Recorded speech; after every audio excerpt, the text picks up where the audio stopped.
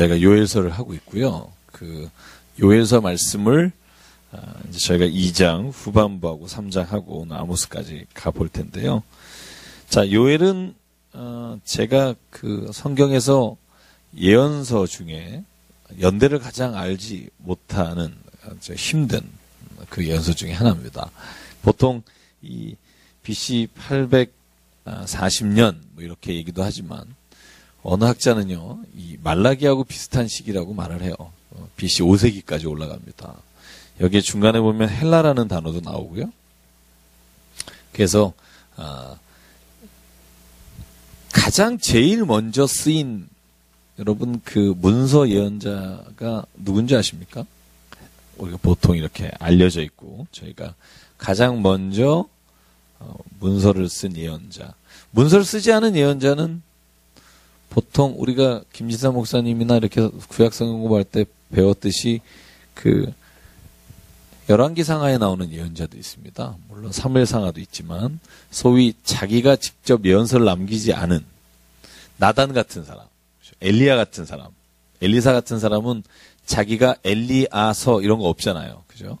성경 안에 열왕기상에 엘리야에 관한 이야기가 같이 들어있잖아요. 그래서 보통 그런 예언자를 문서를 남기지 않은 예언자라고도 말하고 전기 예언자라고도 말하고요. 저희가 지금 문서를 쓴 예언자, 그러니까 17개의 예언서가 되겠죠. 에가서까지 해서 글을 처음으로 남긴 예언자를 누구냐 하느냐 그러면 아모스라고 보통 말해요. 아모스가 굉장히 그러니까 오래된 예언서입니다. 거의 BC 840년경까지 보니까요. 가장 오래된 예언서라고 해서 오늘 저희가 아모스를 나갈 텐데 요엘서는 어떤 사람은 840년까지 보고요. 어떤 사람은 BC 5세기까지 봐서 참 그 내용만으로 파악하기가 어렵습니다. 어느 시기에 썼는지 또 3장까지 길지 않기 때문에. 확실한 건 요엘서 말하려고 하는 핵심은 뭐냐면 여호와의 날입니다. 여호와의 날. 여호와의 날이 올 것이다. 근데 여호와의 날이 올 때 어떤 사람은 그 여호와의 날에 괴로워하고 두려워하겠지만 어떤 사람은 그날이 굉장히 기쁨으로 맞이하는 날이 될 것이다. 여러분 어느 쪽이세요? 기쁨으로 맞이하는 그죠? 역시 오늘 왜 이러죠 분위기가? 교회 같아요? 네, 네. 우리가 다 그런 마음을 가지고 그죠? 오늘 말씀을 읽었으면 좋겠고요. 그래서 요엘서의 가장 그 핵심 또 요엘서에서 가장 우리가 많이 알고 있는 부분이 오늘 저희가 나가는 부분입니다. 사도행전 2장에 나오는 말씀. 그래서 요엘서 2장에 나오는 말씀, 그 바로 앞에 저희가 했던 대목이 2장 11절부터 잠깐만 같이 하면서 나갈게요. 자, 그날에 여호와의 날이 크고 심히 두렵도다. 당할 자가 누구랴. 12절이 같이 읽죠. 시작. 여호와의 말씀에 너희는 이제라도 금식하고 울며 애통하고 마음을 다하여 내게로 돌아오라 하셨나니 너희는 옷을 찢지 말고 마음을 찢고 너희 하나님 여호와께로 돌아올지어다. 그는 은혜로우시며 자비로우시며 노하기를 더디하시며 인애가 크시사 뜻을 돌이켜 재앙을 내리지 아니하시리니 주께서 혹시 마음과 뜻을 돌이키시고 그 뒤에 복을 내리사 너희 하나님 여호와께 소제와 전제를 드리게 하지 아니하실는지 누가 알겠느냐. 자, 보십시오. 이따가 아모스에도 되게 반복적으로 나오는 단어가 있는데 그게 뭐냐면 뜻을 뭐 하신다고요? 돌이키사. 그죠? 이거 아모스에서도 되게 많이 나와요. 뜻을 돌이키사. 우리가 이런 생각할 수 있잖아요. 하나님이 우리가 간구하며 뜻을 돌이키시나? 그죠?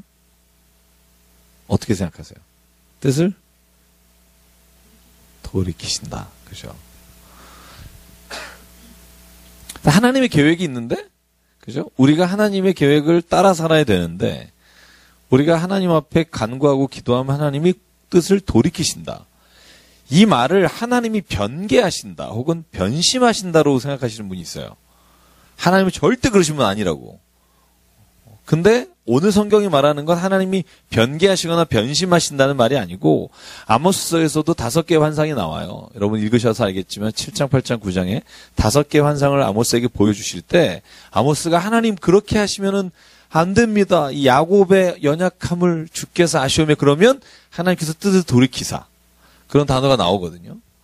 자, 이것은 하나님이 변개하셨다, 변심하셨다는 말일까? 어떻게 생각하세요? 어떻게 이해하면 좋을까? 뜻을 돌이키사 오늘 성경에 보면 그에게 복을 내리시다. 그죠? 원래는 어떻게 하려고 그러셨는데 여호와께서 그를 두렵고 심히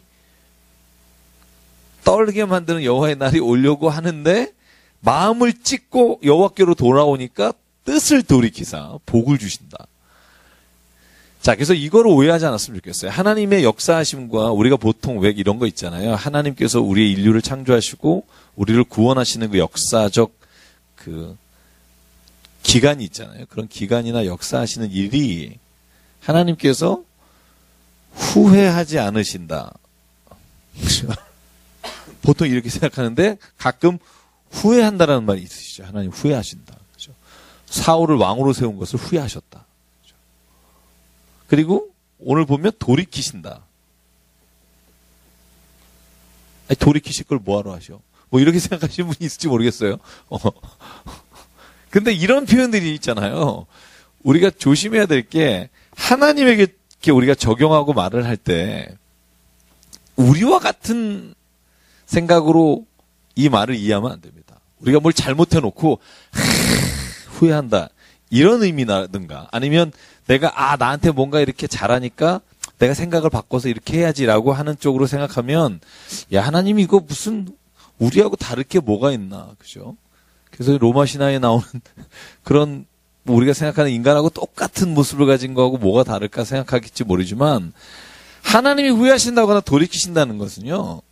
하나님의 말씀이 또 하나님께서 우리에게 정해 놓으신 그 길에 우리가 그 말씀을 따라서 살아가느냐 아니냐에 따라 하나님이 우리 인생에 허락하신 일들의 결과가 달라진다는 거죠. 예를 들면 하나님이 오늘 뭐라고 말해요? 계속 뭐라고 말해요? 너희가 요엘서나 아모스서에서 강조하기는 뭐예요? 너희가 나를 떠났다. 그리고 너의 삶에서 선한 것이 없다. 너희가 다른 사람에게 정의로움을 끼치지 못하고 너희가 오히려 악한 이익을 취한다. 그러면 너희가 반드시 뭐하리라? 망하리라. 심판을 받으리라. 그죠? 그런데 보세요. 그렇게 예언자가 선포했어요. 와서 너희가 지금 이렇게 떠나 있다. 너희는 반드시 죽을 것이다. 그런데 가슴을 찢으며 하나님 앞에 울며 통곡하며 하나님께로 정말 온전하게 돌아왔어요. 그러면 하나님은 원래 그렇게 벌을 주시기를 기뻐하셔서 그런 게 아니라 오늘 말씀하시잖아요. 여호와는 어떤 분이시다? 하나님께서는 원래 은혜로우시고 자비로우시고 노하기를 더디하시고 인애가 크시는 분이기 때문에 끝까지 너희들을 벌하지 않으시고 너희들 품어 안기를 원하셨는데 너희의 그 삶의 모습을 보니까 어쩔 수 없이 말씀하신 대로 너희의 삶 가운데 하나님의 심판이 임할 수밖에 없는 상황인데 너희가 만약에 너희의 삶에서부터 돌아서면 하나님이 원래 말씀하신 그 일을 너에게 행하시겠다는 거예요. 너희가 하나님 앞에 순전하고 사람 앞에 하나님의 마음을 따라서 살아가면 하나님이 너의 잘못된 것 때문에 벌하시려고 하셨던 것이 아니라 하나님의 뜻 가운데 사는 자에게 주시려고 하는 축복으로 하나님의 선택이 아니라 너희의 행동에 따라서 하나님의 주시는 것들이 달라진다는 거죠. 그래서 여러분 신명기에 보면 우리가 기억나세요? 신명기 사이클은 딱 2개라 그랬죠. 신명기에서요. 하나님께서 율법을 주실 때 딱 2가지밖에 없어요. 너희가 뭐 하면 내가 복을 주겠고 너희가 내 말에 순종하면 복을 줄 것이고 너희가 뭐 하면 내 말에 불순종하면 뭐 하리라? 저희가 여러분 별로 안 좋아하는 단어 심판 저주가 임할 것이다. 자, 하나님은 그 도식으로부터 바꾼 건 없어요. 무슨 말인지 이해가 가시나요? 그죠? 하나님이 기분에 따라서 어느 날은 얘 하나 뭐 먹을 거 줄까? 이게 아니라 하나님이 원래 신명기 하나님의 백성과 약속하셨던 하나님의 말씀을 따라 사는 자에게 주시는 복과 하나님의 말씀을 거역한 사람에게 당하는 고난과 저주의 길을 원래 주셨고 그것을 따라서 하나님이 이끌어 가시는 데는 변한 게 없다는 거죠. 너희가 죄에서 돌이킬 때 하나님은 원래 약속하셨던 너희가 말씀을 따라 살면 복을 주시겠다는 그 복으로 주시는 것이지 마음을 바꾸는 건 아닙니다. 후회한다는 표현도 마찬가지예요. 하나님이 사울을 세우신 걸 후회하셨다. 여러분 잘 생각해 보세요. 하나님께서 그랬다가 내가 잘못했다. 이런 게 아니라 사울이 그때는 하나님의 뜻을 따라서 하나님의 마음에 합한 자로 살았기 때문에 하나님은 그가 왕이 되는 것을 허락하셨단 말이죠. 사울이 그런데 그 자리에 올라가서 교만함과 남의 그 잘못뿐만 아니라 자기가 하나님과 같은 자리에서 하나님의 일을 수행하고 하나님과 멀어짐으로 인해 하나님이 사울을 예전에 그 믿음이 있었던 그 사울을 세웠었으나 지금은 하나님과 전혀 상관없는 길을 걸어가고 있는 사울을 보면서 하나님이 세운 것이 잘못된 게 아니라 사울이 믿음 없는 자가 된 것을 보시면서 하나님이 한탄하시는 거죠. 그래서 돌이킨다 이 말은 니함이라는 히브리어인데요. 이 단어는요. 마음이 괴로워한다는 뜻이에요. 원어가. 괴로워한다는 말입니다. 뭐 내가 잘못했으니까 돌아설게가 아니라 아주 굉장히 괴로워한다는 뜻이에요. 여러분 이런 거 아니에요? 내 자식이 정말 옳은 길을 따라 살아가는데 어느 날 완전히 나쁜 길이 뭐니 조폭 뭐 이런 데 들어가서 완전히 다른 막 어느 날 목욕탕 갔더니 온몸에 그냥 막 이렇게 용이 그려 있고 막 돌이키지 않고 가요. 그러면 뭐라고 말하겠어요, 우리가? 저놈을 내가 왜 낳았을까? 내가 낳았다는 것이 잘못됐다는 게 아니죠.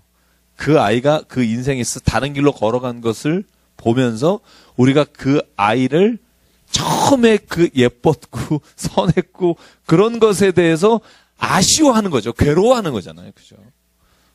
하나님이 오늘 요엘서나 아모스서에서 말씀하시는 게 뭐냐면 하나님은 원래 어떤 분인지 아십니까? 원래 심판하고 너희들을 책망하고 너희를 저주하기를 기뻐하시는 분이 절대 아니다. 왜 그런데 그 하나님이 너에게 이렇게까지 말하는지를 알아야 한다. 이유는 뭐냐면 하나님은 너희들을 다시 돌아오게 하시기 위해서다.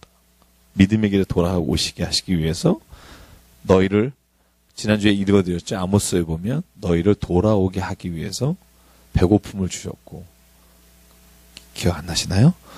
이따가 찾아볼게요. 그래서 오늘 보시죠. 그러니까 15절에 보면 너희는 금식일을 정하고 성회를 모집하고 백성을 모아 모임을 거룩하게 하고 장로들을 모아 어린이와 전몽자들을 모아 신랑이 그 방에서 나오게 하며 신부도 그 신방에서 나오게 하며 이제 온전히 하나님 앞에 돌아오라는 거죠. 그러면 18절 그때 여호와께서 자기의 땅을 극진히 사랑하시어 그의 백성을 불쌍히 여기실 것이라. 여호와께서 그들에게 응답하여 이르시기를 내가 너에게 곡식과 새 포도주와 기름을 주리니 너희가 이런 말미암아 흡족하리라. 내가 다시는 너희가 나라들 가운데서 욕을 당하지 않게 할 것이다. 이게 원래 하나님께서 그들에게 예언자를 보내신 이유예요. 벌을 주시려고 보낸 게 아니라 이렇게 자기의 마음을 찢으며 돌아오게 하시려고 보냈다는 거죠. 자, 그렇게 우리가 하나님 앞에서 이렇게 돌아오게 되면 하나님이 오늘 선포하시는 게 있습니다. 자, 23절 볼까요? 같이 읽을게요. 시작. 시온의 자녀들아 너희는 너희 하나님 여호와로 말미암아 기뻐하며 즐거워할지어다. 그가 너희를 위하여 비를 내리시되 이른 비를 너희에게 적당하게 주시리니 이른 비와 늦은 비가 예전과 같을 것이라. 마당에는 밀이 가득하고 독에는 새 포도주와 기름이 넘치리다. 한 절만 더. 내가 전에 너희에게 보낸 큰 군대 곧 메뚜기와 느치와 황충과 파충이가 먹은 횟수대로 너희에게 갚아주리니 너희는 먹되 풍족히 먹고 너희에게 놀라운 일을 행하신 너희 하나님 여호와의 이름을 찬송할 것이라. 내 백성 영혼이 수치를 당하지 아니하리로다. 자, 요엘서 1장이 뭐로 시작하죠? 메뚜기의 재앙으로 시작하죠. 메뚜기가 다 먹지 못한 거 황충을 보내서 하여간 끝까지 다 너희가 완전히 멸망할 것이다라고 예언 말씀하셨잖아요. 그죠? 요엘을 통해서. 근데 백성이 이렇게 회개하고 돌아오면 너희가 메뚜기가 너희들을 괴롭게 하는 그 시절만큼 너희를 더 복을 주도록 하겠다. 그죠? 완전히 하나님께서는 회개하는 자 그로 인해 23절에 보면 기뻐하며 즐거워할 것이다. 그래서 왜 이런 말 있잖아요. 죄인 하나가 돌아오면 하늘에서는 그것보다 큰 기쁨이 없다. 이른 비와 늦은 비 여러분 계속 상식적으로 말씀드리죠. 거기는 우리하고 조금 계절이 다르다고 말씀드렸어요. 우리가 말하는 여름인 거기가 뭐죠? 네? 네. 우리가 여기서 비가 오는 여름이 거기는요, 건기예요. 비가 안 와요. 우리가 말하는 건기, 겨울이나 이런 때가 거기가 우기예요. 비가 무지 많이 와요. 그래서 강수량이 1월인가가 아마 제일 많을 겁니다. 그래서 실제로는요, 그래서 이른 비라 하면 3, 4월이에요. 이른 비. 그래, 그때가 경작하는 때고요. 그리고 늦은 비 그러면 10월과 11월입니다. 추수할 때 주시는. 그래서 요 두 가지 비가 바꿨죠. 이른 비가 10월, 11월, 늦은 비가 3월, 4월. 이렇게 헷갈리는 거예요. 왜냐면 우리랑 이게 달라서. 그래서 이른 비가 10월, 11월이에요. 늦은 비가 이제 우기가 끝나가는 3월, 4월. 3월, 4월에 추수를 해요. 희한하죠. 그래서 여러분 우리가 생각하는 것과 이스라엘 날씨가 완전히 달라요. 그래서 여러분 보시면 가시면서 좀 조심하셔야 되고요. 그러니까 아마 뜨겁고 뭐 이런 건 거기도 아마 7월이 되게 뜨겁지만 거기는 그 대신 비가 안 와요. 저희는 여름에 비가 많이 오고. 그래서 그런 게 좀 다릅니다. 그래서 그 이스라엘은요, 이른 비나 늦은 비가 안 오면은요, 완전히 망합니다. 물이 없기 때문에. 다른 데 어디서 이 시대를 말하는 거죠. 지금의 관계수로가 굉장히 많지만.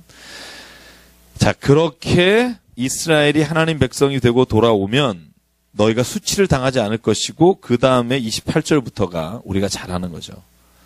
자, 그렇게 된 사람에 하나님이 주시는 복이 있습니다. 그게 뭐냐 하면 하나님의 영을 부어주신다는 거죠. 만민에게 하나님의 영을 부어주신다.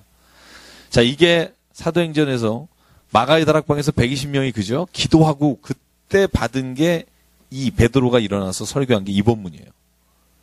야, 나부터 술 먹고 다니냐 이러니까 베드로가 벌떡 일어나 우리가 술 먹은 게 아니다. 요에서 2장에 말씀하셨다. 너희가 하나님 앞에 기도하면 내 영을 만민에게 부어줄 것이다. 그리고 우리가 아는 노래 있죠. 누구는 예언할 것이요? 청년들은 뭐 할 것이요? 그런 거 있잖아요. 그죠? 같이 읽어볼게요. 28절부터. 자, 28, 29 같이 시작. 그 후에 내가 내 영을 만민에게 부어주리니 너희 자녀들이 장래일을 말할 것이며 너희 늙은이는 꿈을 꾸며 너희 젊은이는 이상을 볼 것이며 그때 내가 또 내 영을 남종과 여종에게 부어줄 것이며 모든 사람에게 붓겠다는 거예요. 모든 사람. 어떤 신분이든 상관없이 나이를 상관하지 않고 신분 상관없이 영을 부어줄 것이다. 그러니까 저와 여러분이 하나님의 관계 안에 들어가서 하나님 앞에서 새롭게 되면 하나님은 하나님의 영을 부어주신다는 거죠. 약속하신 거니까 나는 못 받았다 하시는 분은 둘 중에 하나예요. 하나님과 관계 안에 잘못되어 있거나 아니면 받았는데 모르거나. 받았는데 어떻게 모를 수가 있어요? 어떻게 생각하세요? 우리가 생각하는 대로 못 받으면 우리는 안 받았다고 생각하잖아요. 그죠? 제가 왜 지난 시간에 말씀드렸잖아요. 제가 설교할 때 말씀드렸구나. 우리는 왜 늘 우리가 생각하는 복을 정해놓고 하나님 이렇게 해달라고 기도하잖아요. 예를 들면 아프면 하나님 히스기야처럼 15년을 더 살게 해주십시오. 이렇게 기도하고 그런데 나에게 그런 15년 이렇게 막 낫는 이런 게 없으면 응답 안 받았다고 하잖아요. 근데 성경에는 15년 연장하는 사람도 있고 병 못 고침 받는 사람이 있고 그죠? 바로같이 그죠? 이렇게 여러 가지 일이 많은데 내가 정해놓은 내가 좋아하는 유형의 응답을 놓고 기도하잖아요. 그죠? 하나님의 응답을 기다리는 게 아니라 하나님 이딴 거 이런 거 그죠? 그리고 또 어떤 분들 그러잖아요. 이딴 거 이렇게 기도해라. 구체적으로. 생각해보세요. 구체적으로 기도하는 게 굉장히 위험할 수도 있어요. 그게 나쁘다는 게 아니에요. 우리가 그쵸 자녀를 향해서 기도할 때 자녀에게 꿈을 꾸고 기도해야죠. 얘가 어떻게 되고 어떻게 해도 좋겠습니다. 그런데 문제는 뭐냐면 그게 하나님의 생각이라고 착각하면 안 된다는 거예요. 우리가 자꾸 내가 정해놓은 걸 하나님도 좋아하시라고 자꾸 얘기하시면서 자꾸 이제 이렇게 되면 하나님도 세뇌 되겠지. 그러면서 이제 계속 내가 원하는 걸 얘기하잖아요. 그죠?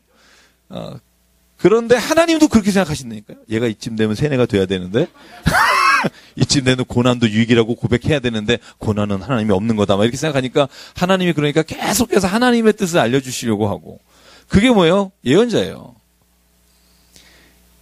요엘서도 그런 게 나오지만 아모스에 가면 더 심각한 대립이 나와요. 하나님과 이스라엘 백성 사이에. 그 심각한 대립이 뭐냐면 우리가 기뻐하는 거 하나님도 기뻐하겠지. 그리고 그들이 열심히 11조 드리고 제사할 때 하나님이 말한 게 있어요. 야야야, 그건 네가 기뻐하는 거다. 이 단어가 나와요. 내가 기뻐하는 것 좀 해라. 내가 기뻐하는 게 뭐냐? 정의를 하수하지. 하나님의 공의를 하수같이 이 땅에 흐르게 해라. 우리의 생각과 하나님의 생각이 달라요. 그죠? 그런데 우리는 늘 생각하기를 하나님이 내 생각처럼 됐으면 좋겠다고 늘 생각을 하죠. 성령 체험도 마찬가지예요. 뭐냐 하면 성령 체험 그러면 우리가 생각한 게 있어요. 저도 어렸을 때 본 거. 막 이렇게 기도하다가 손을 들고 한 1m씩 뛰다가 뭐 방언하고 뒹구르고 뭐 이런 거 본 사람은 성령을 저렇게 받는다고 생각해요. 근데 그거 한 번도 보지 못한 사람 있잖아요. 못 보신 분 있지 않아요? 다 보셨어요? 그러니까 저처럼 기도원에서 자란 아이는 저쯤은 돼야 성령 받았다고 생각해요. 뭐 근데 앉아가지고 눈물 흘리면 저 감정이 치우친 거 아니야? 뭐 이런 생각도 하고. 근데 어떤 분은요 성령을 아주 차갑게 체험하는 사람도 있어요. 그러니까 막 확 자기의 온 존재가 죄 가운데 있다는 걸 체험하고 제가 확 느끼면서 온전히 하나님 앞에서 이렇게 회개할 때 마음에 하나님께서 주시는 성령의 터치가 성령이 이렇게 임재하심이 딱 있어요. 어떤 사람은 그것도 가슴에 찌릿찌릿한 건 없고 말씀을 읽다가 이렇게 살아야지라고 말씀 속에서 결단하면서 성령 체험하는 경우가 있어요. 굉장히 다양하거든요. 근데 우리가 왜 성령 체험 못했다라고 생각하냐면 내가 그렇게 보고 저게 성령 체험이지라고 생각한 그 체험을 못하면 나도 못했다고 생각하고 저 사람도 성령 체험 안 했다고 생각하죠. 그게 문제인 거죠, 때로는. 그렇죠? 그래서 왜 우리가 방언 못하면 성령 못 받았다고 말하는 분이 많아요. 제가 이렇게 설교 듣다 보면 여러분 반 이상은 성령 못 받으신 거잖아요. 그럼 방언 못 해봤으면 그죠? 근데 성경에 그런 말이 있느냐? 없어요. 성경에 그런 말이 있으면 믿어야죠. 방언 안 받은 사람은 성령 체험 안 한 거다. 이거 만약에 성경이 있으면 우리가 조금 뭐 껄쩍지근해도 뭐 성경에 있으니까 한번 해봐야죠. 근데 성경에 그런 게 없다니까요. 성령을 받는 사람은 방언해야 된다. 이런 게 없어요. 그죠? 그러면 뭐예요? 우리가 그게 잘못된 거죠. 성령을 체험하면 무조건 방언해야 된다. 이건 성경에 없는 거고. 성령 체험에서 사도행전 3장에 나오는 유일한 건 이거죠. 너희가 각각 예수 그리스도의 이름으로 세례받고 죄 사함을 얻으라. 그리하면 뭘 주시겠다? 성령을 선물로 주시겠다. 그게 성령을 주시는 패러다임이에요. 베드로가 고백한 가장 뭐예요? 그러면 내가 예수 그리스도의 이름으로 내가 예수를 그리스도라고 믿음으로 고백하고요. 그리고 내가 주의 이름으로 회개하고 그리고 세례받고 죄 사함을 얻으면 하나님이 뭘 주신다? 성령을 주신다. 이제 만인에게 부어주시는 성령 오늘도 비슷한 패턴이잖아요. 너희가 마음을 찢고 하나님 앞에 돌아오고 회개하고 내가 너에게 원래 줬던 그 고난이 아니라 너에게 그러면 하나님께서 함께 하시는 증거를 주시는데 그 증거가 뭐냐 하면 너희가 돌이켜 회개한 것에 대한 증거를 주시는 게 만인에게 성령을 부어주신다는 거죠. 그럼 성령은 뭐예요? 이렇게 막 느낌으로 받는 게 아니겠죠. 그죠? 죄사함 한 자에게 주시는 게 뭐예요? 구원받은 자에게 주시는 기쁨이 그 안에 성령이 함께 임재하신다는 거죠. 여러분 죄사함 받으신 줄 믿습니까? 그럼 여러분 성령 받으신 거예요. 이렇게 느낌이 없지? 누구도 성령이 아니고서는 예수를 그리스도라고 고백할 수 없다. 이런 기억하세요? 그죠? 마음으로 모두 입에 의에 이르고 입으로 시인하여 구원을 이룬다. 여러분 이 말은 다 우리가 하나님을 알고 예수님의 그리스도의 은혜로 말미암아 내가 진짜 죄사함의 구원, 내가 진짜 죄의 여인입니다라고 말하고 죄사함의 구원을 내가 확신하는 사람에게는 모두가 다 성령이 있다는 거예요. 그러면 내가 성령이 없는 것 같냐? 성령의 역사심과 성령의 은사와 성령의 열매는 아직 없을 수 있어요. 이해가 가세요? 성령은 내가 하나님의 영이 임하지 않고는 근데 실제로 더 깊이 가면 이런 말이 있어요. 모든 영에게 성령을 부어주시잖아요. 원래 모든 영에게는 하나님의 영이 있어요. 모든 사람에게 하나님의 영이 있다는 거예요. 왜? 창조하실 때 이미 루아흐 그 안에 생기를 불어넣으시사 생영이 됐다. 그래서 영이 있는데 내가 그 영을 하나님을 믿지 않고 하나님을 바라보지 못하기 때문에 영이 죽어 있는 거라고 보는 사람도 있어요. 어쨌든 그러니까 내가 하나님의 영으로 말미암아 내가 진짜 그런 존재지. 내가 진짜 하나님의 자녀지. 내가 진짜 이제 진짜 원래 창조의 모습을 내가 하나님 앞에서 발견하고 그런 사람은요, 다 그 안에 성령이 부어주신 거죠. 그런데 성령 충만함은 아직 없다는 거예요. 성령의 능력도 아직 없다는 거죠. 성령의 은사도 아직 내가 구하지 않았고, 성령의 열매도 없어요. 그래서 뭐 해야 돼요? 성령을 너희가 받았느냐라고 베드로가 물어볼 때 고린도 교회가 뭐라 그래요? 성령도 못 들어봤는데요. 그러니까 아볼로가 먼저 목회하던 자리에 바울이 갔잖아요. 못 들어봤는데 그러니까 너희가 성령을 받으라 라고 거기에서 베드로가 성령 받으라고 거기서 외치거든요. 이 말은 뭐냐면 성령으로 말미암아 예수 그리스도를 고백했어요. 근데 성령의 능력 혹은 성령의 역사하심과 은사와 열매를 구하는 자리까지 가야 된다는 거죠. 그게 꼭 필요한가요? 이러니까 못 받는 거예요. 제가 그런 분 있어요. 그렇게까지 성령을 받아야 되나요? 그럼 성령이 안 와요. 그러니까 성령의 능력으로 사는 것에 대해서는 간구해야 돼요. 그래서 성령의 그 은사는 언제 받아요? 성경에 보면 기도할 때 받아요. 기도할 때 받아요. 성령 열매는 어떻게 받아요? 기도할 때 받기도 하겠지만 갈라디아서 5장 22절에 나오는 여러분 성령의 9가지 열매를 받을 때 성령의 9가지 열매 위에 나오는 죄의 속성들이 쫙 나와요. 너희는 성령의 열매를 맺으라. 그리고 사랑과 희락과 화평과 쭉 나오잖아요. 그건요, 기도함으로 막 되는 건 아니에요. 거기에 우리가 성령을 따라 살아가려고 성령에 의지하고 맡기는 순종이 있어야 돼요. 저는 그래서 그런 표현을 늘 써요. 순종이 성령 충만이에요. 굉장히 이 말이 좀 어려우시겠지만 성령 충만하다는 게 뭐예요? 하나님 말씀에 절대적으로 순종하는 게 성령 충만이에요. 성령 충만한 사람은요, 하나님 말씀에 절대적으로 순종해요. 그게 억지로가 아니라 그게 좋아서. 그렇게 되는 걸 성령 충만인데, 성령 충만한 상태가 그러면 성결한 거냐, 성화가 된 거냐, 난 옛. 그죠? 왜냐하면 성령 충만이라는 건요, 내가 늘 내 안에서 충만하고 기쁠 때가 있지만 어느 한순간에 쫙 이렇게 쭉 내려가서, 그죠? 내가 어느 날 내가 성령을 받았었나 이런 사람이 있어요.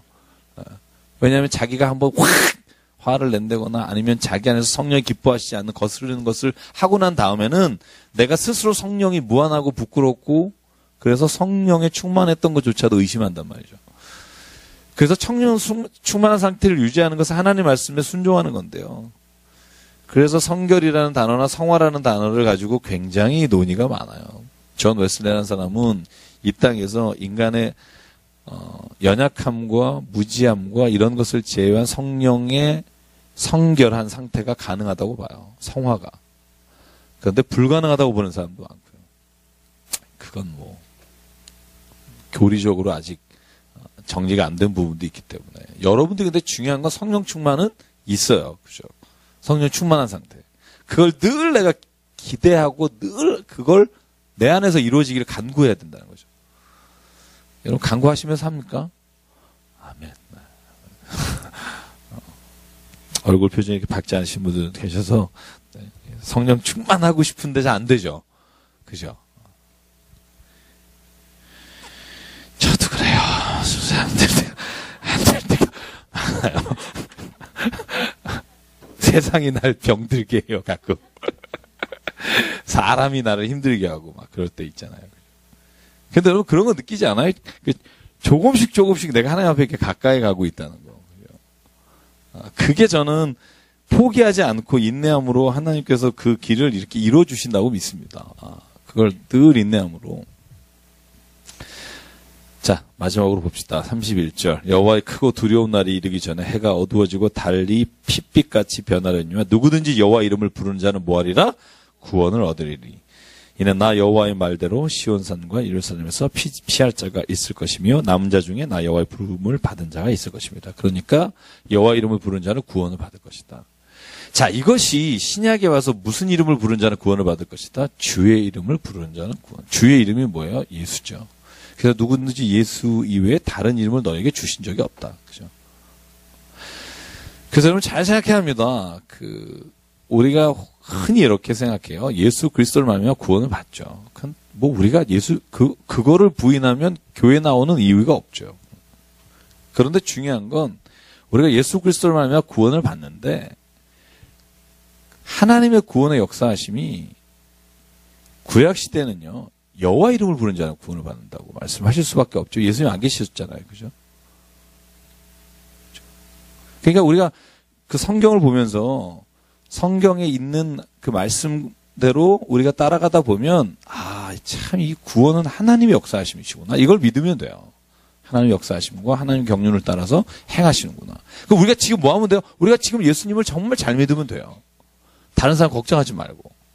내가 진짜 예수 그리스도 안에서 예수께서 살아가신 그 삶을 따라가면서 살아야 된다. 믿음으로 살자. 그러면 구원을 주실 것이다. 그죠? 그게 오늘 요에서가 강조하는 부분입니다. 하나님은 너희가 하나님을 떠나서 죄의 길에 있을 때 하나님은 심판하시지만 그러나 너를 구원할 것이다. 3장은요. 제가 좀 빨리 끝낼게요. 이방 민족에 대한 심판이에요. 대표적인 이방 민족이 4절에 나옵니다. 자, 누구죠? 두로와 시돈과 블레셋. 자, 이건요. 똑같이 어디에 나와요? 아모스서에 나와요. 더 많이 나와요. 그래서 뭘 알 수 있어요? 예전에는요. 예언자들이 이스라엘 백성 혹은 북이스라엘과 남유다에만 예언한 게 아니라 모든 열방을 향해서 예언했어요. 듣든 말든. 듣든 말든. 그래서 실제로 예언서마다 열방에 대한 예언이 굉장히 많아요. 두로와 시도나 에도마 이렇게 말하고 블레셋에 관한 것도 그렇고. 그래서 오늘도 마찬가지예요. 너희들이 이스라엘 백성을 괴롭혔다는 거죠. 6절에 보면 유다 자손과 예루살렘 자손을 헬라 족속에게 팔아넘겼고 이런 말이 쭉 나옵니다. 그래서 너희가 결국 심판을 받을 것이다. 그런데 역으로 말하면 이스라엘도 심판을 받아요. 하나님께 범죄함으로 말미암아. 그러니까 똑같다는 거죠. 열방이. 하나님을 심판받는 것. 차별이 없어요. 자, 여호사밧 골짜기로 모여라. 내가 너희 민족을 심판할 것이다. 12절에 나옵니다. 14절. 자, 같이 읽게 시작. 사람이 많으며 심판의 골짜기에 사람이 많으며 심판의 골짜기에 여호와의 날이 가까우미로다. 여호와의 날이 가까우면 해와들이 컴컴해지고 별들이 빛을 거두고 시온에서 부르짖고 예루살렘 목소리 들으시니 하늘과 땅이 진동하고 굉장히 두려운 날이란 말이죠. 그러면 17절 그런즉 너희가 나는 내 성산 시온에 사는 너희 하나님 여호와인 줄 알 것이다. 하나님을 두려워하는 자, 하나님을 경외하는 자 되라는 말입니다. 19절 애굽은 황무지가 되고 에돔은 황무한 들이 될 것이다. 자, 유다는 영원히 있겠고 예루살렘은 대대로 있으리라. 이것이 유다 백성과 예루살렘을 향한 말씀인데 전제 조건이 있어요. 유다 민족이기 때문에 무조건 하나님께서 복을 주시겠고 영원히 있겠다라 하지 않으신다는 거죠. 거기에 주의하셔야 되는 거죠.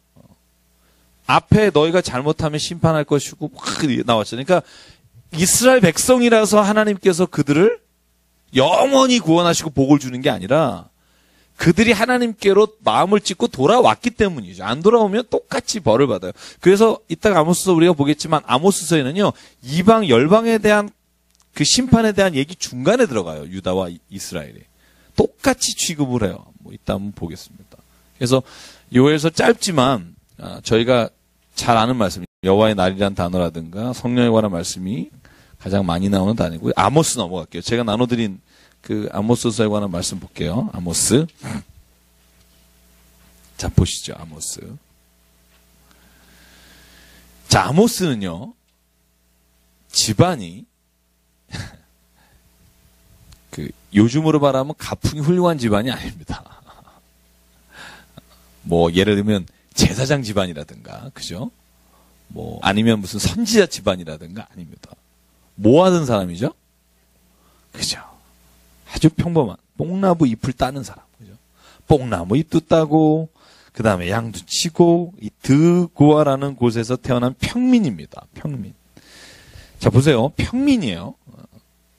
자, 이걸 제가 왜 강조하냐 하면 이따가 이 평민 예언자가 소위 제사장이라고 불리우는 아마사하고요. 토론을 하는 장면이 있어요. 읽으신 분 기억나시죠? 토론해요. 아주 대놓고 싸워요. 대단한 거죠. 그러니까 양을 치고 뽕잎을 따는 그 평민이 하나님의 말씀을 듣고 이 드고아는요. 지금 아모스가 예언하는 곳은 북이스라엘이에요. 위쪽. 그런데 태생은 어디냐면 드고아는 예루살렘 남쪽으로 19km 떨어진 남쪽이에요. 남유다 사람이에요. 그래서 나중에 그런 말을 해요. 아마사하고 7장에 가면 야, 네 고향으로 돌아가 왜 남의 일에 신경 쓰고 그래? 이러고 따져요. 왜냐면 아모스가 남쪽 사람인데 베델이나 이 북쪽에 와서 자꾸 예언하고 특별히 여로보암 왕한테 너는 정말로 하나님께서 벌 받을 것이다 이런 얘기하니까 왕이여 걱정하지 마시고 저놈을 내쫓으십시오 이렇게 싸움이 붙는데 그 싸움의 한복판에는 아모스는 평민이고 그 왕을 둘러싼 악한 일을 행하는 주변에서 그 사람들에게 아부하는 사람들은 소위 하나님의 일을 맡은 사람들이에요. 그래서 아모스는 재밌습니다. 그리고 아모스는요 더 격렬합니다. 다른 예언자 출신 혹은 제사장 출신의 예언서보다 격합니다. 그리고 요구하는 것이 굉장히 높습니다. 그 이유가 뭔지를 좀 알 수 있으면 좋겠고요. 자, 남쪽으로 말하면 우시야 왕 시대입니다. 굉장히 오랫동안 통치했죠. 41년. 그래서 우시야가 살던 시대에 북이스라엘의 왕은 자그마치 요아스의 아들 여로보암이 주로지만 오늘 성경의 1장에 보면 왕이 많아요. 자, 그래서 여로보암 시대 지진 전, 그 지진이 일어났던 시대를 말하고 있고요. 자, 그럼 봅시다. 이제 북이스라엘이 하나님의 뜻을 떠나서 자기의 민족을 멸시하고 핍박하고 그리고 하나님의 뜻을 따르지 않는 것에 대해서 예언하는 게 아모스서라고 볼 수 있고요. 또 가장 큰 특징 중에 하나가 뭐냐면 아모스는요. 여러분 9장까지 쭉 읽어보면 다른 데는 우상 섬기는 게 초점이에요. 너희가 우상을 섬겼다. 나를 버리고 떠났다. 근데 아모스서는요. 더 집중하는 표적이 있어요. 뭐죠? 아모스는? 오늘도 여기 제가 쓴 글에 종교적이라는 단어가 제일 마지막에 나오고요. 도덕적, 사회적, 정치적 타락이에요. 그래서 오히려 아모스서는요. 우리가 읽을 때 선을 행하지 않은 것 때문에 하나님께서 벌하시겠다는 단어가 훨씬 많아요. 공의를 이루지 않았기 때문에, 정의롭지 않았기 때문에, 너희가 저울을 속이면서 장사했기 때문에, 그런 윤리적이고 도덕적인 것 때문에 하나님께서 오늘 이스라엘 백성을 책망하시는 내용이 아모스에는 훨씬 많아요. 거의 제가 읽어보면 80% 이상이 그 얘기예요. 4장, 5장, 7장, 8장이 다 너희가 범죄했다는 내용이 다 그거예요. 이따가 제가 한번 읽어보겠습니다만. 그래서 다른 여러분 보다시피 요엘서나 그 앞에 나오는 호세아서는요, 다 하나님을 버리고 떠났잖아요. 그래서 내가 너희 얼마나 사는데 돌아오라. 그래서 고멜이라는 아내를 얻어서까지 말한 게 우상이잖아요. 그런데 아모스는 좀 초점이 다르다는 거 보시면 되겠고. 그래서 1장부터 2장까지가 다른 민족에 대한 하나님의 심판에 대한 말씀이 나오고요. 3, 4, 5, 6장은 아모스의 설교로 이스라엘의 심판에 관한 부분이 나오고요. 7장 1절에서 9장 15절 혹은 16절까지는 5가지 환상이 나옵니다. 그래서 여러분 이 5가지 환상은 이스라엘을 멸망당할 것이다 라는 걸 보는 거예요. 다름줄이라든지 아니면 광주류에 있는 7 과일이라든지 이런 이야기는 다 그렇고요. 자, 1장으로 넘어갈게요. 자, 아모스서 오늘 끝낼 수 있기를 기도합니다. 저만 덥나요, 지금? 제가? 야할까봐 제가 못 보겠습니다. 벗어도 될까요?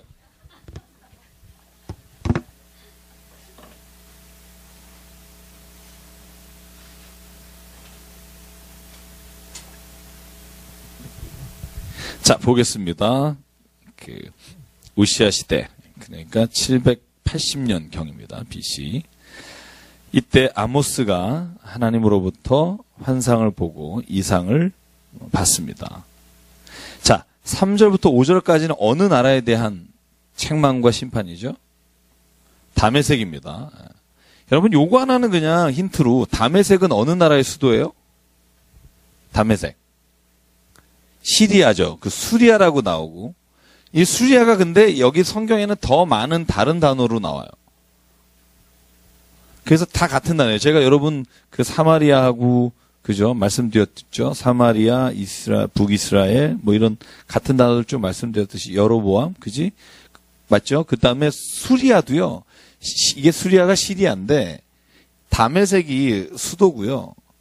이 원래 우리가 잘 듣는 말로는 아람이라는 국가예요. 아람. 그죠? 아람. 그래서 보시면 이 아람 왕, 그죠? 여기 하사엘이라는 이름 나오죠. 그죠? 하사엘. 4절에 하사엘의 집에 불을 보내리니 베나닷의 궁궐들을 사르리라. 하사엘이라고 하는 사람이 요 아람의 왕입니다. 그리고 그 아들이 여기 나오는 그 벤하닷 3세예요. 원래 1, 2세는 그 윗사람이고. 근데 여러분 열왕기상 18장인가 보면 엘리야가 죽여주십시오 하고 가서 그죠? 하나님 앞에 이렇게 기억나세요? 광야 한가운데서 죽여주십시오라고 그럴 때는 까마귀를 먹여주시고 그리고 나서 어떤 일이 일어나죠? 좋은 일이 일어나나요? 세 가지 이렇게 그죠? 아직도 바알과 아세라에게 절하지 않은 7,000명의 남은 자를 보여주시고 그죠? 그리고 나서 네가 아람의 왕 하사엘을 아람의 왕으로 세울 것이다. 그 다음에 예후에 관한 말씀, 북이스라엘에 관한 예언을 주시죠.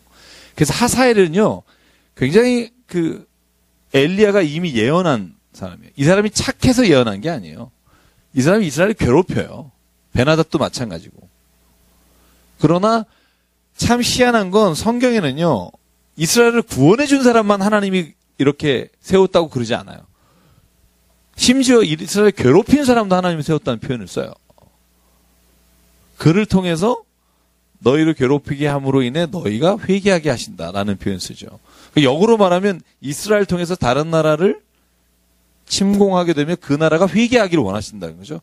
그래서 저는요 이게 다 똑같다고 생각해요. 양쪽에 똑같다는 생각을 하고요. 그래서 다메섹을 향해서 하나님께서 오늘 심판하시겠다는 예언을 하시는 거예요. 이 하사엘하고 베나닷에 대해서 말을 하고 있습니다. 궁궐을 사를 것이다. 왜냐하면 너희가 베나덴에서 그 귀잡은 자를 끊으리니 아람 백성이 사로잡혀 기르에 이르리라. 너희가 멸망을 당할 것이다. 이런 말씀 주시는 거고요. 6절부터 8절 어느 나라죠? 가사. 가사의 일이 많다 이런 거 아니고요. 자, 가사란 나라가 어디에 있죠?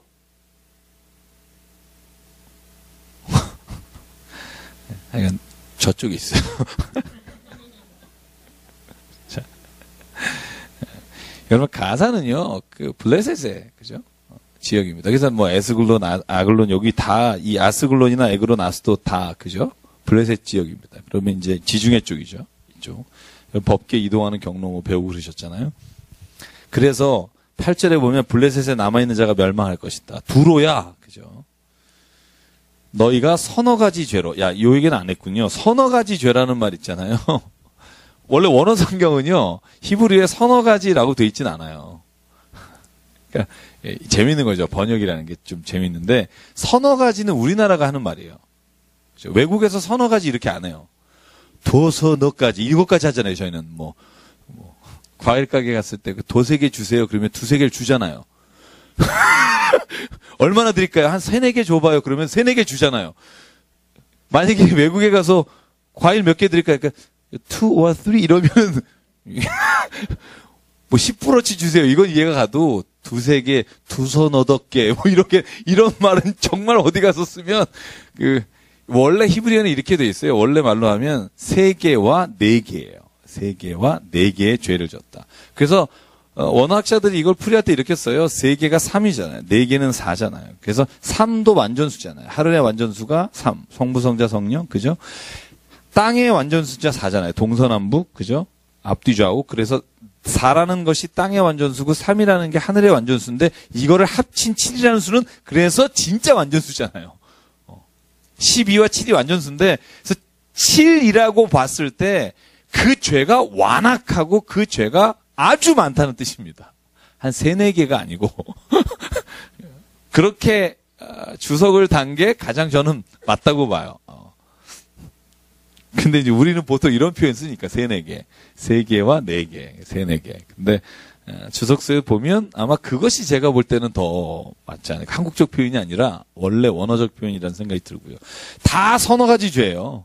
보시면 3절에도 서너 가지 죄, 6절도 서너 가지 죄, 9절도 두로의 서너 가지 죄, 11절 에돔의 서너 가지 죄, 13절 암몬도 서너 가지 죄. 그래서 이 서너 가지 죄는 참 제가 이거 말씀 준비하면서 그런 생각도 많이 했어요. 색깔에 관한 것도 우리나라가 최고예요. 노랗다, 누렇다, 누어렇다, 뭐 누리끼리 하다. 그죠. 우리나라처럼 이렇게 제가 볼 때 색깔이나 숫자나 이렇게 애매모호한 거가 정말 많아요. 검으로 죽죽하다 뭐 이런 거 무슨 색깔이에요? 잘 모르잖아요. 또 아시는 무슨 색깔 있나요? 네? 누리팅팅 뭐. 어쨌든 넘어가 볼게요. 그리고 나와 있는 너희가 어디가 멸망할 것이다. 어디에 불이 날 것이다. 이게 대부분 수도를 말합니다. 그래서 에돔의 대표 도시가 대만이고 그래서 12절에 대만에 불을 보낼 것이다. 암몬의 대표적인 성이 14절 아빠성입니다.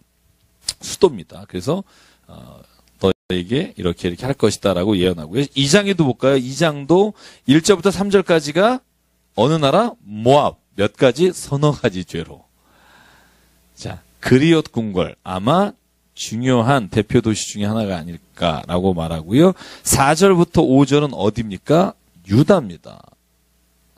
남유다의 서너 가지 죄로 내가 그 벌을 돌이키지 아니할 것이다. 그래서 5절 내가 유다에 불을 보내서 예루살렘의 궁궐을 사르리라. 이게 일어나죠. 여러분 두로에 대한 예언 아까 나왔잖아요. 제가 시간상 못했는데 두로도요. 알렉산더 대왕 때 거기를 점령합니다. 그래서 완전히 불탑니다. 그래서 어쨌든 이 모든 예언들이 다 이루어졌다고 하고요. 그래서 6절부터는 진짜 원래 하고 싶었던 아모스의 예언. 어디에 대한 책망이에요? 이스라엘에 대한 책망입니다. 6절에 보면 이스라엘의 서너 가지 죄로 말미암아. 그런데요. 제가 왜 아까 서너 가지가 아닐 거라고 말했냐면 여기에 나오는 죄의 목록만 제가 동그라미처럼 보니까 9개예요. 보실래요? 6절 보면 자, 이는 그들이 은을 받고 의인을 판다. 그죠? 이 말이 무슨 말이에요? 정의라는 건 전혀 없다는 말이죠. 돈 주면 의인이고 선한 사람이고 다 넘긴다는 거고. 두 번째, 신한켤레로 뭐예요? 가난한 자를 팔아요. 야, 겉옷도 주라 그랬는데 한 켤레 때문에. 그리고 가난한 사람은 너희가 받아둔 겉옷도 주라고 돼 있잖아요. 율법에 의하면. 왜냐하면 추우면 죽으니까. 그런데 신한켤레 때문에 가난한 사람을 팔아요. 세 번째, 힘없는 자의 머리를 티끌 먼지 속에 발로 밟아요. 야, 참. 오늘도 이런 일이 없다고 할 수 없죠. 네 번째, 연약한 자의 길을 굽게 하며 그 길을 험난하게 한다는 거죠. 다섯 번째, 아버지와 아들이 한 젊은 여인에게 다녀서 내 거룩한 이름을 더럽힌다. 이게 좀 더 심각하게 말하면 아버지와 아들이 함께 한 여자와 이렇게 그런 거죠. 네. 요즘도 이런 일이 신문에 그죠? 텔레비전에 자주 나오잖아요. 여러분 기억 안 나세요? 자주 나와요. 지체 장애자를 동네 아저씨들 뭐 이렇게 그죠? 참 사람은요 더 선해진 게 없어요. 저는 그런 생각을 해요. 과거에는 사람이 미개하고 뭐 굉장히 문명인이 됐다. 저는 죄로 보면 요즘에 훨씬 더 악질적인 게 많은 것 같아요. 예전보다 더 머리 써가면서 법의 테두리를 피하면서 그죠? 여러분 많이 당황하셨죠? 뭐 이러면서 속이면서 뭐. 제가 이번 12년 생명의 삶 교육 여러분 많이 당황하셨죠? 이렇게 칼럼을 써서 아마 12월 생명의 삶이 나올 텐데 사람은요 절대로 저는요 진화됐다고 생각하지 않아요. 모르겠어요. 모양은 모르겠으나 이 머리에 든 거나 악한 건요 정말 더 문명이라는 말 자체가 장난이라고 생각해요. 장난. 스스로 포장하는 거. 포장은 더 많이 하는 것 같아요. 옛날에는 계속 벗고 다니시고 그랬는데 요즘 좀 많이 가리고 좋은 걸로 입히니까 겉을 보면 멀쩡해 보이지만 죄는요 훨씬 목록이 많아요. 저는 그래서 사람이 뭐 선하다 이런 거 잘 안 믿고요.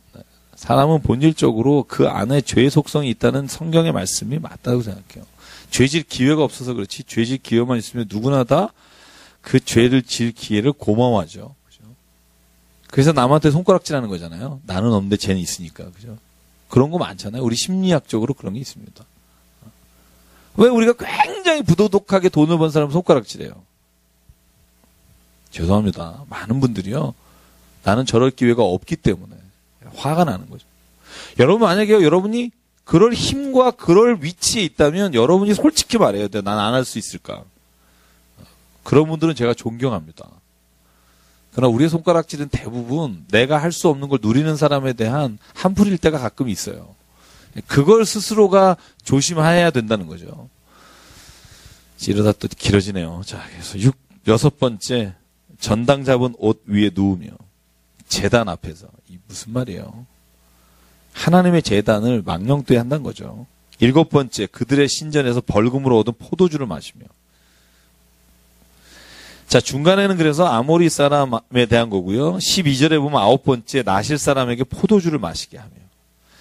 아홉 번째, 선지자에게 명령하여 예언하지 말라고 하느니라. 이게 아모스가 자기 얘기를 하는 거죠. 내가 예언하려고 할 때 못하게 하는 거예요. 그런 상황이 지금 7장에 나와요. 네가 뭔 평신도가 이런 거죠. 뽕이 났다 이런 거죠. 가서 네가 뭘 어디서 예언을 해. 이게 뒤에 나와요. 제가 농담 아니에요. 이따 보시면은 똑같이 나와요. 그러니까 자기가 지금 이런 상황을 그래서 아모스는요 자기가 예언하는 것이 하나님의 뜻과 같지 않으면 내가 예언을 못한다는 걸 계속해서 그 베리에이션이라고 그러죠. 변화를 주면서 자기가 하고 있는 예언에 대해서 다른 사람을 설득해요. 사자가 뭐하면 뭐하지 않겠냐 이런 말들 계속 나오잖아요. 자 보십시오. 그래서 이스라엘은요 하나님 앞에 서너 가지 죄가 아니라 정말 많은 죄를 지고 있다는 거죠. 그런데 9절, 10절, 11절에 보면 아모리 사람 땅을 내가 너희에게 주었다. 또 너희 아들 중에 선지자를 너희 청년 중에 나시를 일으켰다. 그런데 너희들은 그것을 가지고 죄의 기회를 삼았다. 넘어갈게요. 3장 갈게요. 3장부터 6장까지가 그래서 이스라엘의 심판이 임하는 내용입니다.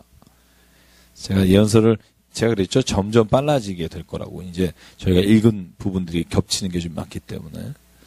자, 그래서 지금 3장에는요. 아모스가 자기가 하나님의 말씀을 전하고 있다는 걸 눈에 강조하는 겁니다. 이스라엘 자손아 여호와께서 너희에 대해 이르신 이 말씀을 들으라. 그리고 나서 3절부터 한번 7절까지 읽을게요. 시작. 두 사람이 뜻이 같지 않은데 어찌 동행하겠으며 사자가 움킨 것이 없는데 어찌 수풀에서 부르짖겠으며 젊은 사자가 잡은 것이 없는데 어찌 굴에서 소리 내겠느냐. 젖을 땅에 놓지 않았는데 새가 어찌 거기 치이겠으며 잡힌 것이 없는 어찌 땅에서 튀겠느냐. 성읍에서 나팔이 울리는데 백성이 어찌 두려워하지 아니하겠으며 여호와의 행하심이 없는데 재앙이 어찌 성읍에 임하겠느냐. 주 여호와께서는 자기의 비밀을 그 종 선지자들에게 보이지 아니하시고는 결코 행하심이 없으리. 자, 뭐냐면 하나님께서 내게 말씀을 주셨다는 거예요. 그래서 두 사람, 이것을 성경 해석엔 여러 가지 방법이 있으나 우리가 이렇게 보는 게 가장 해석에서 좋다고 해요. 하나님과 내가 뜻이 같지 않으면 이 말씀을 전할 수가 없다. 지금 아모스가 이스라엘 백성을 향해서 들으라 하고 외치는 거예요. 덫을 땅에 놨는데 이게 만약에 탁 걸리지 않았는데 어떻게 튀겠느냐. 그러니까 너희가 지금 내 말을 듣고 괴로워하는 건 너희에게 찔림이 있다는 거다. 이건 하나님의 말씀이기 때문이다. 이걸 강조하는 것을 계속 같은 내용을 쓰고 있어요. 그래서 너희는 하나님의 말씀을 들어라. 12절에 보면 여호와께서 이와 같이 말씀하실 때 목자가 사자 입에서 양의 두 다리나 귀 조각을 건져냄과 같이 사마리아에서 침상 모서리에나 걸상의 방석에 앉은 이스라엘 자손도 건져냄을 입으리라. 참 어려운 얘기. 한마디로 말하면 네가 죄의 길을 따르지 않는 북이스라엘 사람 중에 하나님이 건져내시는 사람이 있을 것이다라는 말이에요. 그러니까 죄를 짓는 주류에 끼지 않은 사람. 우리가 이것을 앞에서 말하면 남은 자라고도 말하고, 그리고 죄에 굴복하지 않은 사람이라고도 말하고, 그 사람은 하나님이 건져내 주실 것이다. 그리고 뒤에 또 하나님께서 겨울궁과 여름궁을 치리니, 사치하고 그리고 가난한 자를 돌보지 않는 자를 하나님께서 책망하실 것이다. 자, 4장 볼게요. 계속해서 6장까지가 이스라엘에 대한 책망이고요. 심판에 관한 말씀입니다. 자, 오늘 또 목록이 또 나옵니다. 보시죠. 자, 목록에 뭐라고 나오죠? 너희는 1절에 보면 힘없는 자를 뭐하며? 학대하며, 가난한 자를 압제하며, 가장에게 이르기를 술을 가져다가 우리로 마시게 하라 하는지다. 주 여호와께서 자기의 거룩함을 두고 맹세하시되 때가 너에게 이를지니 사람이 갈고리로 너희를 끌어가며 낚시로 너희의 남은 자들도 그러하리라. 이 말이 뭐냐 하면 이게 780년에서 740년 경이잖아요. 북이스라엘이 언제 멸망하죠? BC 722년. 얼마 멀지 않아 아시리아가 쳐들어와서 너희를 이렇게 끌어갈 것이다. 그리고 그 예언이 이루어졌죠. 왜? 완벽히 돌이키지 못했죠. 돌이키지 않죠. 북이스라엘이 심하게 돌이키지 않았다고 돼 있죠. 자, 4절에 볼게요. 너희는 베델에 가서 범죄하며 길갈에 가서 죄를 더했다. 여러분, 베델과 길갈이 어떤 데인지 한번 우리 창세기로 돌아가 볼까요? 자, 원래 베델과 길갈이 어떤 땅이에요? 여러분, 성경에 보면 베델 기억나시는 사람 있어요? 자, 여러분 저를 보시죠. 괜히 성경을 열심히 봐봤자 뭐 어디 답이 나오는 것도 아니고. 네, 베델 그러면 기억나는 거. 야곱, 와, 네, 뭐 했죠? 베델이 돌단을 그죠? 베델은요, 어떻게 보면 족장, 아브라함과 이삭과 야곱과 이런 족장들이 가장 지나다니던 곳이고요. 거기서 하나님 체험을 많이 하시고. 그런데 제가 말씀드렸죠. 이 베델에 북이스라엘의 여로보암이 뭘 세웠다? 금송아지로 너희가 남쪽의 예루살렘으로 가지 말고 여기서 예배드려라. 단과 베델에 금송아지를 만들었다 그랬잖아요. 그러니까 하나님을 체험하고 원래 벳엘 그러면 하나님의 집을 이제는 금송아지를 섬기는 곳으로 만든 거예요. 길갈은 어떤 곳이에요? 길갈은 여러분이 아마 아는 거는 저도 마찬가지고 길갈은요. 여호수아에 보면 4장인가에 보면 여리고성을 진군해 갈 때 요단강을 동편에서 서편으로 딱 건넌 곳이 길갈이에요. 그래서 길갈에 12돌을 세워서 기념을 세웠죠. 그죠? 가나안 서편 젖과 꼬리를 땅에 들어가서 딱 하나님 앞에 단을 쌓은 곳이 길갈입니다. 그런데 거기에도 북이스라엘은 이단 우상을 섬기는 신상을 만든 거죠. 이따가 부엘세바도 나와요. 부엘세바가 어떤 곳이에요? 아브라함이 하나님을 거기서 그 땅에서도 야곱도 마찬가지고 그 땅에서도 하나님을 경외하거나 섬기는 게 아니라 이방신을 섬기는 일을 했다는 거죠. 그래서 길갈에 가서 죄를 더하며 이렇게 합니다. 아침마다 너희 희생을 3일마다 너희 11조를 드리며. 잘 보세요. 4절 5절 같이 한번 다시 읽을게요. 시작.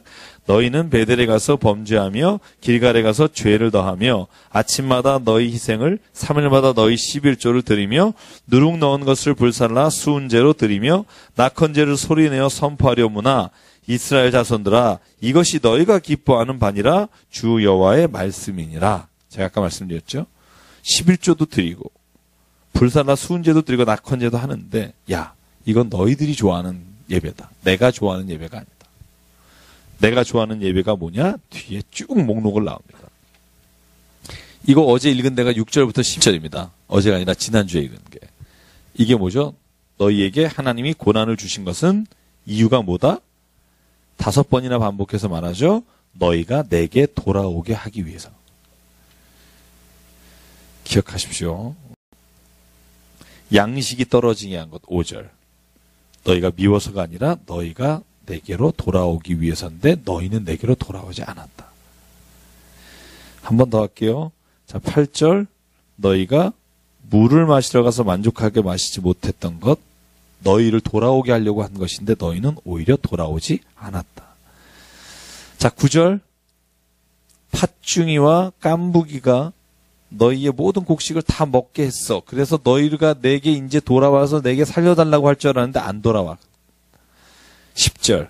전염병이 너에게 돌아서 너희가 이제 죽어가는데도 악취가 코를 찌르는데도 내게로 돌아오지 않았고. 너희 성읍이 무너졌는데 너희는 내게로 돌아오지 않았다.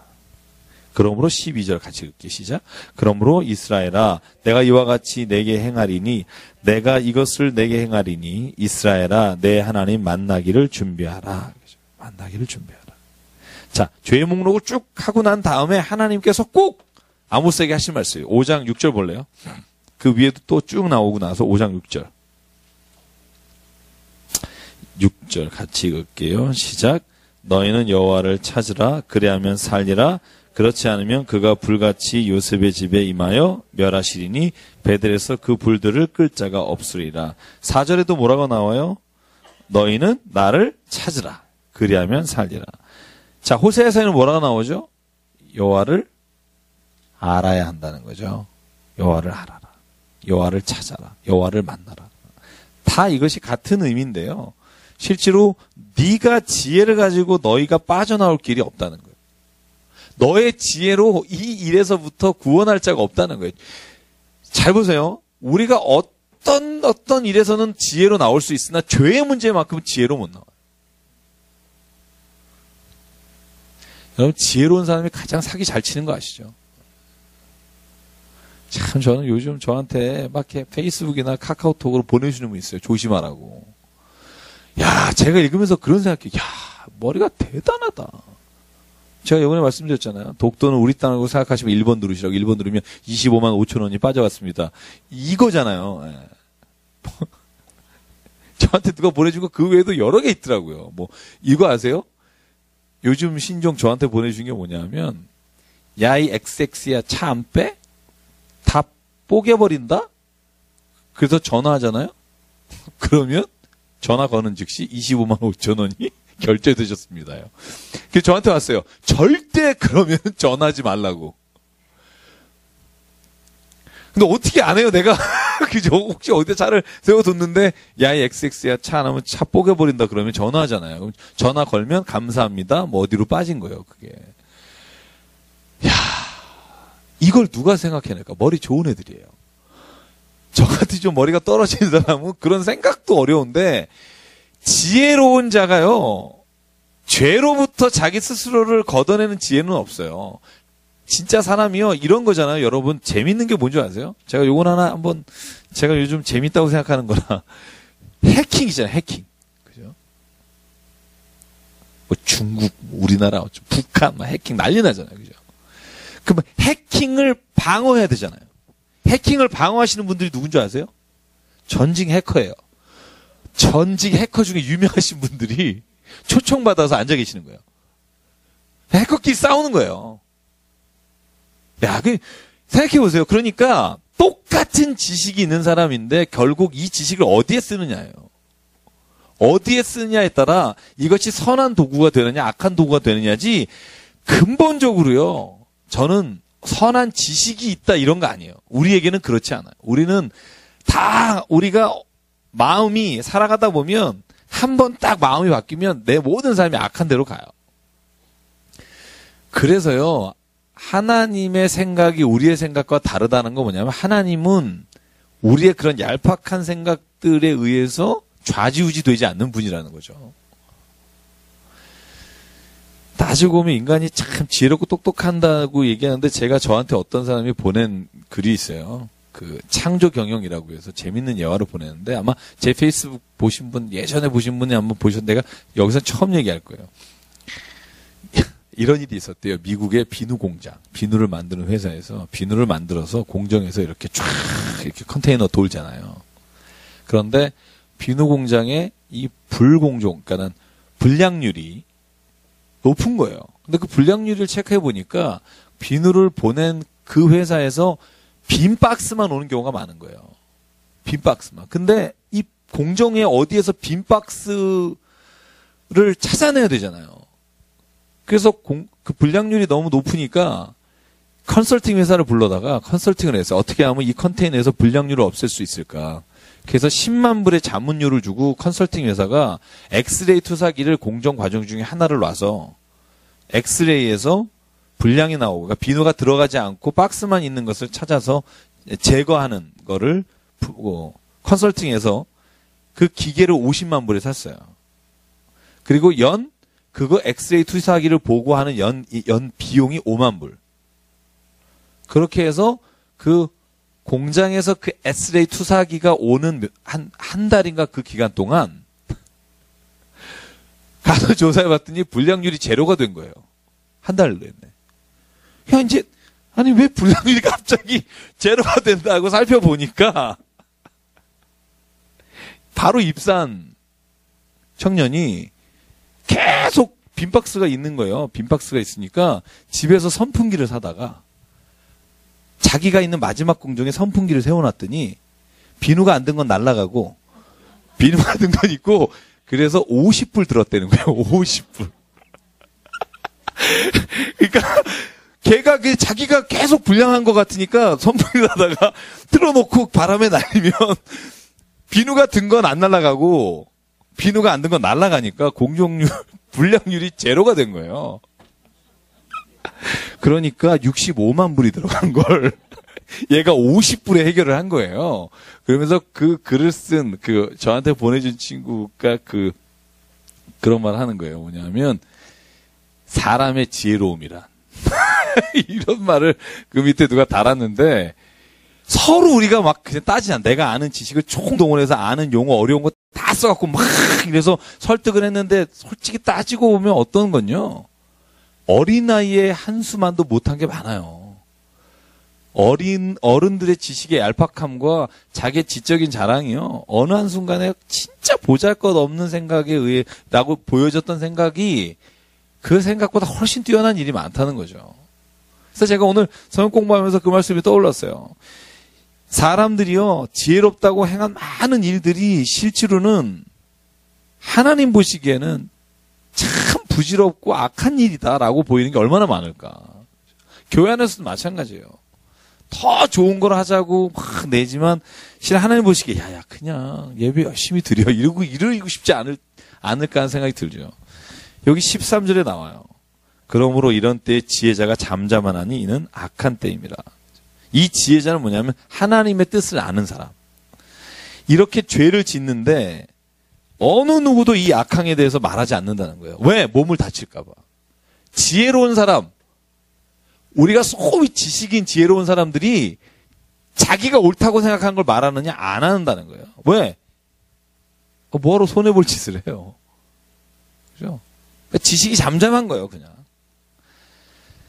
8절부터 악행에 대해서 쭉 나와요. 쭉 너희가 힘없는 자를 밟고, 이게 제일 많아요. 11절에 보세요. 힘없는 자를 밟고 그에게서 미래 부당한 세를 거두고 너희가 비록 다듬은 돌로 집을 건축하였으나 거기 거주하지 못할 것이요 아름다운 포도를 가꾸었으나 포도주를 마시지 못한다. 왜냐하면 너희의 허물이 많고 죄악이 무겁기 때문이다. 자, 아모스가 고발하고 있는, 소위 아모스가 말하고 있는 죄는 뭐냐 하면 윤리적인 죄예요. 가난한 자를 짓밟고 힘든 사람들에게 하중을 더하고, 그러면서 너희가 11조를 드리고 너희가 하나님 앞에 예물을 드린다, 제사를 드린다는 거 너희가 기뻐하는 제사지 내가 기뻐하는 제사 아니다. 하나님이 기뻐하는 제사가 뭐냐? 로마서 12장 1절 우리 선교회 외우시죠? 그럼 형제들아 내가 모든 자비하심으로 너희를 권하노니 너희의 몸을 하나님이 들 영적 예물로 드리라, 제물로 드리라. 이는 너희들 영적 예배니라. 너희를 하나님이 기뻐하시는 산 제물로 드리라. 이것이 너희들 영적 예배니라. 내가 제물이 되는 거지 어떤 걸 막 들이대서 하나님에게 대신 이렇게 보충하려고 하지 마라. 그리고 진짜 예배는 뭐냐? 내가 교회 가서 예배 드리는 게 아니라 내 삶에서 하나님의 뜻이 이루어지는 게 예배다. 저는 요게 어떻게 보면 우리가 좀 더 기억해야 될 예배가 아닌가 생각이 들어요. 남의 마음을 아프게 하고 사기치고 막 이러면서 교회 와서는 하나님 앞에 나는 하나님 이렇게 해서 내가 오늘 수입의 일부를 드립니다. 이렇게 말하면 하나님이 오늘 말한다는 거죠. 내가 그거 기뻐하지 않거든. 차라리 가서 정의를 흐르게 하고 가난한 자를 도와주고 힘없는 자의 힘이 되줘라. 이게 내가 원하는 예배다. 내가 진짜 그걸 기뻐한다. 근데 왜 그걸 안 해요? 11조 내는 쪽이 좀 편하거든요. 제가 이 말을 오해하지 마십시오. 하나님 앞에 드리는 게 어떤 좋지 않다가 아니에요. 해야죠. 근데 만약에 하나님이 어떤 걸 더 좋아하실까 할 때 하나님은요, 선을 행하는 걸 더 기뻐하신다는 거예요. 그건 성경이에요. 제가 말하는 게 아니라 모든 선지자와 모든 바울과 같은 신학자가 하는 말이에요. 사도 요한도 마찬가지예요. 여러분 요한 1서 4장 읽어보세요. 네가 보이는 바 형제를 사랑한다고 보이지 않는 하나님 사랑한다 그러면서 보이는 바 형제를 사랑하지 않으면 넌 거짓말하는 거다. 굉장히 과격하잖아요. 실제로 저희가요 주기도문도 무지 과격한 거예요. 하나님 우리 죄를 용서해 주십시오가 아니에요. 전제가 있잖아요. 우리가 우리에게 죄 지은 자를 용서해 준 것 같이 우리의 죄를 용서해 주십시오. 이거 무서운 거예요. 우리는 그냥 이렇게 막 외우다 보니까 뭐지? 이렇게 뭐 순서 까먹었나 이것만 생각하지 뭐 빠진 거 없나 그러지. 실제로 이게요. 하나님의 용서의 전제가 어쩌면 우리의 용서가 아닐까라는 굉장한 신학적 토론도 있어요. 그게 아니라고 우리가 믿죠. 그죠? 하나님은 무조건 용서해 준다고 생각하는데 주기도문의 순서 그렇지 않아요. 그러면 굉장히 두려워야 돼요, 여러분. 이건 아니다. 이렇게 말하는 게 아니라 하나님은 우리를 무조건 사랑하시죠. 그런데 우리가 하나님 앞에서 제일 드려야 될 예배가 뭐냐? 그거라는 거예요. 너희가 형제를 사랑하고 그리고 누구에게 해를 끼치지 마. 그렇게 하고 나서 하나님을 사랑합니다라고 말하지 마라. 구역질 난다. 이런 말로 우리가 들을 수 있으면 좋겠다는 거죠. 저는 진짜 하나님은 그런 분이라고 생각해요. 모르겠어요. 여러분은 자녀가 밖에서 진짜 욕 되게 먹고 돌아다니고 막 그냥 사기치고 다니는데 어머니 용돈 쓰세요? 이러면 우리 새끼 뭐 이런 들었다 이거 막 너무 좋고 그러세요? 제가 볼 때 진짜 정말 어느 정도 상식 있는 분이라면 그거 좋아하지 않아야죠. 나가서 악한 일은 다 하고 다니는데 예를 들면 조폭인데 나에게 꼬박꼬박 용돈 100만 원씩 준다고 해서 우리 아들 효자라고 말하는 사람은 정신병자인 거죠. 하나님도 이와 같이 우리가 만들면 안 된다는 거죠. 하나님은 이렇게 꼬박꼬박 뭔가 하는데 그러나 밖에서 우리가 행하는 건 진짜 하나님이 싫어하는 건 다 하면 그건 하나님의 이름을 망령되이 일컫는 거죠. 그래서 10계명의 3계명이 그 계명이라고 말씀드렸잖아요. 하나님의 이름을 망령되는 게 뭐 하나님의 이름을 막 이렇게 어디 가서 이리사하게 부르는 게 아니라 내 삶의 자리에서 내가 행하는 게 하나님의 이름을 망령되게 하는 것이 10계명을 어기는 거죠. 저는 하나님이 그런 분이라고 생각해요. 우리한테 우리가 똑같이 자녀에게 기대하는 것처럼 나가서 그가 진짜 아버지인 나의 이름을 먹칠하지 않고 사람에게 정말 인정받고 사람에게 진짜 좋은 말이라고 들으면 그 자식이 행여나 돈을 좀 많이 못 가져와도 기특하다고 생각하기는 어렵겠구나. 가다 얘기하다 보니까 좀 돈도 좀 가져오고 뭐 제가 그랬어야 되는데 그죠? 제가 농담입니다만 네, 저는 저희 아버님 생각하면 그런 생각해요. 아버님이 제가 어렸을 때 이렇게 돈을 벌어오시고 이런 거 못 하셨거든요. 목사님이신데다가 또 뭐 이렇게 어려운 분들 돕는다고 뭐 맨날 나가. 근데 참 재미있고 아이러니한 게요. 저는 아버지를 그래서 마음속으로 그렇게 좋아하지 않았어요. 근데 학교 가면요. 저는 늘 세상에서 제일 존경하는 사람 이름은 아버지를 썼어요. 한 번도 안 빼줬고 초등학교 때, 중학교 때. 그런데 아버지로서 좋아하지 않았어요. 근데 내가 본 사람 중에 제일 존경하는 사람은 아버지였어요.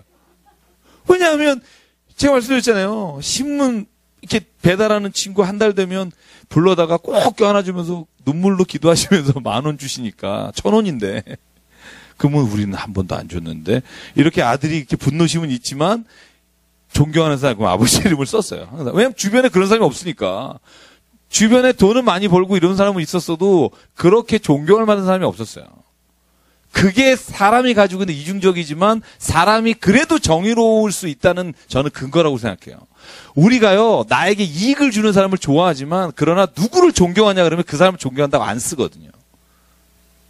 왜 그러냐 하면 우리의 마음은 알아요. 하나님이 주신 마음이 있기 때문에 그렇다 저는 믿어요. 우리의 마음에는 그 하나님의 선한 것을 지키려는 마음이 있어요. 그러니까 이 땅이 아직 지옥이 안 된 거라고 생각해요. 지옥이 어떤 것이라고요? 하나님 없는 것이고 하나님의 사랑이 없는 것이 지옥인데 더불어 믿음이 없는 게 지옥이에요. 여기 우리가 못 믿는다고 생각해 보세요. 지옥이에요. 지옥 됩니다. 5분 안에. 저 사람이 날 죽일 수도 있다. 막 이렇게 생각하면 옆자리에서 의자 들고 일로 오시겠죠. 그죠? 저 사람이 날 확 눈을 이렇게 할 수 있다. 뭐 제가 너무 극단적이지만요. 부부나 아니면 인간관계에 있어서요. 믿지 못하는 사람 하나만 있으면 그 모임은요. 굉장히 나빠집니다. 사기치는 사람 한 사람이 있죠. 절대로 주변에 돈 꿔주지 않습니다. 하나의 불신하게 만드는 사람이요. 온 그 모임을 불신하게 만들고요. 그게 지옥입니다. 여러분 믿음이 없는 곳이 그래서 지옥이에요. 믿음이 없는 사람이 모인 곳이 지옥이고 믿음이 있는 자가 모인 곳이 천국이에요. 내가 믿으니까 모든 걸 다 말하고도 그 믿음 때문에 내가 넉넉하잖아요. 그래서 믿음의 공동체 그러면 저는 그런 공동체라고 생각해요. 내가 말하는 것이 허물이 되지 않고 다 그것이 오히려 나를 보호해주고 사랑해주는 힘이 되는 공동체. 자, 그래서 하나님이요. 이런 일을 경험하시고 이렇게 슬프도다 16절 하겠으며 너희가 애곡하게 될 것이다. 화 있을진저 18절 여호와의 날을 사모하는 자요. 너희가 어찌하여 여호와의 날을 사모하느냐. 그날은 어둠이요 빛이 아니라. 이거 재미있는 표현이에요. 이런 짓을 하면서 하나님이 보는데 이렇게 한다는 거예요. 여호와의 날이 어서 오십시오. 주여 어서 오시옵소서. 말 안 하다. 이러는 거예요. 그러니까 하나님 보시기에 야, 너 나 가면 너 죽는다. 성경 이렇게 좀 재밌게 읽어보세요. 이 표현이 그 말이에요. 그러니까 보여? 야, 너희가 어찌하여 여호와의 날을 기다리냐. 너 내가 가면 죽는 걸 모르느냐. 그날은 어둠이야 너한텐. 빛이 아니야. 근데 주여 말 안 하다 오시옵소서. 그래. 종말론자들. 저는 하나님이 이렇게 말할 거라고 생각해요. 야, 너 가면 죽어. 그래서 지금 못 가. 제발 그거 걷어가 프랭카드를. 내가 너 살려주려고 안 오는 거야. 이럴 수 있다는 거예요. 지금 여호와의 날이 어서 오시옵소서. 너희가 11조 드리고 너희가 제단에 올리면서 여호와의 오시옵소서. 그때 하나님이 하시는 말씀이에요. 야, 너 여호와의 날 너 기다리지 마. 너는 죽어. 그러니까 너는 너에게 임할 여호와의 날은 빛이 아니야. 20절에 그래서 더불어 말해요. 여호와의 날은 네가 지금 기다리는 빛이 없는 어둠이야. 밤낮 없는 깜깜함이 아니냐. 내가 너희 절기를 미워한다. 너희가 내 앞에 와서 막 절기 지킨다는 거 구역질 난다는 거죠. 왜? 힘없는 자를 짓밟으며 부당한 세를 거두며 난 정말 구역질 난다. 그러니까 나는 절기를 미워하며 멸시하며 너의 성회를 기뻐하지 아니한다. 21절 그죠? 22절 같이 읽을까요? 시작. 너희가 내게 번제나 소제를 드릴지라도 내가 받지 아니할 것이요 너희의 살찐 희생의 화목제도 내가 돌아보지 아니하리라. 내 노랫소리를 내 앞에서 그쳐라. 찬송하지 마! 이런 거죠. 내 비파 소리도 내가 안 들을 거야. 그죠? 오직 정의를 물같이 공의를 마르지 않는 강같이 흐르게 할지어다. 25, 26절 같이 읽을게요. 시작. 이스라엘 족속아 너희가 40년 동안 광야에서 희생과 소제물을 내게 드렸느냐. 너희가 너희 왕 식국과 기윤과 너희 우상들과 너희가 너희를 위하여 만든 신들의 별 형상을 지고 가리라. 다시 말하면 이런 거예요. 너 나한테 그렇게 소제 드리고 광야에서 희생제를 드렸는데 결국 네가 그걸 우상에 드린 것과 마찬가지다. 이제 가지고 가라. 착각하지 마라. 네가 믿음이 있어서 하나님이 너를 구원해 주실 거라고. 너는 하나님의 이름으로 종교적인 우상과 하나님을 배반한 일을 계속 반복하고 있다. 삶에 적용하지 못한 믿음은 믿음이 아니다. 아휴, 제가 말하면서 찔려서 더 이상 말을 못하겠네요. 있으니까 하는 말이지만 참 힘드네요. 저도 그래서 이거 어떡하지? 뭐 이런 생각이 들면서 그래서 저는 아모스 읽으면서요 야고보서가 떠올랐어요. 형제들아, 너희가 믿음이 있다 하면서 행함이 없느냐? 행함이 없는 믿음은 죽음이 됩니다. 저는 그래서 성경에 한 분 한 분의 어떤 글과 말이 다 이렇게 연결됐다고 생각해요. 구약의 것과 신약의 것이 다르지 않다고 생각하고, 물론 표상하고 드러내고 관념적으로 생각하는 것은 달라요. 그런데 따지고 보면 하나님의 뜻과 이치를 가리는 데는 부족함이 없다고 봐요. 구약에는 전쟁도 투박하고 사람을 죽는 것에 대해서 투박해요. 왜? 3, 4천 년 전에 문학이나 아니면 역사를 기록하는 방법이 그러니까. 신약은 3천 년 전이면 여러분 생각을 해보세요. 우리나라 적이라니까요. 고조선 시대라니까요. 환웅 내려오셨을 때요. 마늘 드시고 계실 때 얘기인데 그때가 지금 구약이에요. 마늘 드시던 때 쓰신 글을 지금 막 이상하다고 말하면 그 사람이 이상한 사람이에요. 언어도 다르죠. 생각도 다르죠. 삶의 질도 다르죠. 그러니까 그 투박함과 그 안에 있는 문학적 서술이 지금 우리가 판단할 만한 것이 아니거든요. 근데 저는요, 구약의 예언자가 한 말과 바울이 외친 말과 예수님이 하신 말이 정말 다르지 않아요. 예수께서 뭐라 그러세요? 똑같이 말씀하시잖아요. 마태복음이나 누가복음 읽어보시면 하나님이 기뻐하시는 제사가 뭐냐고 말할 때 바리새인들을 비판하시면서 회칠한 무덤이다. 너희들은 너희 스스로도 지옥에 가면서 다른 사람도 지옥에 끌고 간다. 너희가 율법을 지킨다고 하지만 하나님의 율법의 정신은 따르지 않는다. 이게 예수가 하시는 말씀이고 오늘 아모스가 하시는 말씀이고 오늘 우리에게 하시는 말씀이고. 그러니까 저희가 완벽하게 막 그렇게 살아야 구원받는다. 여러분 이러면 또 괴로워서 못 살아요.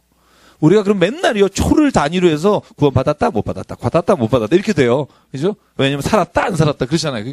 그러니까 뭐라 그래요 바울이? 하나님의 구원, 예수 그리스도로 말하면 구원받는 문제가 아니라 너희가 구원받았다면 증거로 살아야 하는데 그 증거가 없으면 너희가 구원받은 것에 대해서도 심각하게 너희가 섰다고 생각하게 넘어질까를 두려워하고 한번 생각해 보라는 거죠. 그래서 늘 믿은 자는요, 구원받는 자, 구원받았다고 믿는 자도 역시 늘 하나님 앞에서 나를 봐야 됩니다. 왜냐하면 습관에 젖은 신앙은 무섭기 때문에 그래요. 옆집 언니가 해준 규칙대로 살지 말라는 거죠. 하나님이 하신 말씀대로 살라는 거죠. 우린 보통 옆집 친구가 말해준 거가 하나님 말씀처럼 들릴 때가 있어요. 어머머머 거기 가야 된대? 뭐 이러면 이제 계속 울리죠. 가야 된다. 근데 성경은 뭐라 그래요? 쓸데없는 것과 악한 것을 따라가지 않는 게 은혜다. 그래서 오늘 6장까지 할게요. 너희가 얼마나 좋은 환경인지 봐라. 이게 1절부터 주실 말씀이에요. 야, 너 한번 2절 볼래요? 갈레로 가봐. 하맛 가봐. 야, 가드로 내려가봐. 거기에 그 나라들이 너희가 가진 것보다 넓냐? 좋으냐? 너희가 얼마나 좋은 걸 가지고 있는지 봐라. 그런데 너희는 흉한 날이 멀다 하여 포악한 자리로 가까워지게 하고 상하상에 누워 침상에서 기지개 켜며 양떼에서 어린 양과 우리에게 송아지를 잡아서 먹고 그러니까 악한 일을 계속한다는 거죠. 그리고 너희에게 있는 풍요로움을 죄의 기회로만 삼고 있다는 거죠. 나눌 기회가 아니라 스스로 죄질 기회로 가니 7절 같이 읽게 시작. 그러므로 그들이 이제는 사로잡히는 자 중에 앞서 사로잡히리니 기지개 켜는 자의 떠드는 소리가 그치리라. 이제 그렇게 행하는 것들을 하나님께서 심판하실 것이다. 그래서 8절이 나와. 같이 읽게 시작. 만군의 하나님 여호와의 말씀이니라. 주 여호와가 당신을 두고 맹세하였노라. 내가 야곱의 영광을 싫어하며 그 궁궐들을 미워함으로 이 성읍과 거기에 가득한 것을 원수에게 넘기리라 하셨느니라. 그 집안에는 이제 남는 자가 없을 것이다. 10절 이해하기 어려우실 텐데요. 10절은 이런 말입니다. 그 집에 들어갔는데 친척들이 다 죽어 있는 겁니다. 그래서 뼈를 가지러 간 사람이 물어보는 거예요. 뼈가 더 있냐? 없다. 이 말이 뭐냐면 하나님이 거기를 벌하실 때 남은 자가 없게 하실 거라는 거예요. 건져낼 뼈가 없다. 다 죽었다 이런 말입니다. 그러므로 보라 여호와께서 명령하심으로 타격을 받아 큰 집은 갈라지고 작은 집은 터지리라. 왜? 너희가 제사를 드리지 않기 때문이 아니라 하나님이 말씀하신 그것을 지키며 살지 않았기 때문에. 자, 그래서 오늘 여기까지 말씀을 보겠습니다. 그래서 아모스서는요. 그래서 우리가 이렇게 말하죠. 정의의 선지자. 정의를 하나님이 이 땅에서 얼마나 원하시는지를 알아야 한다. 남의 마음을 아프게 하고도 아무렇지도 않은 그리스도인. 좀 문제가 있다는 거죠. 늘 우리가 그걸 생각하고 가다 이렇게 말씀을 주시고 7장부터 9장까지는 5개 환상을 중심으로 가요. 보여주신. 그러니까 이스라엘, 북이스라엘이 멸망하실 것에 대한 것. 그래서 2가지는 아모스가 말할 때 하나님이 돌이키시고 그죠? 그러나 3번은 돌이키시다는 말이 없고 한번 다음 주에 궁금한 그 읽어오시고요. 오바댜 짧습니다. 같이 다음 주에 또 읽어오시면 저희가 목사님이 아마 그 화요일날 문자를 보내세요. 어디입니다 범위가. 그래서 그러시는 이유를 알죠. 미리 해도 안 하시니까 전날이라도 꼭. 그러니까 제가 미리 읽으신 분을 위해서 오바댜 요나까지 둘 다 짧습니다. 오바댜는 하나고요, 한 절이고요. 요나도 3장인가요? 4장인가요? 4장인가? 그죠? 4장까지 있으니까 여러분 뭐 읽기 어렵지 않으시고요. 같이 기도하고 잠깐 마치겠습니다.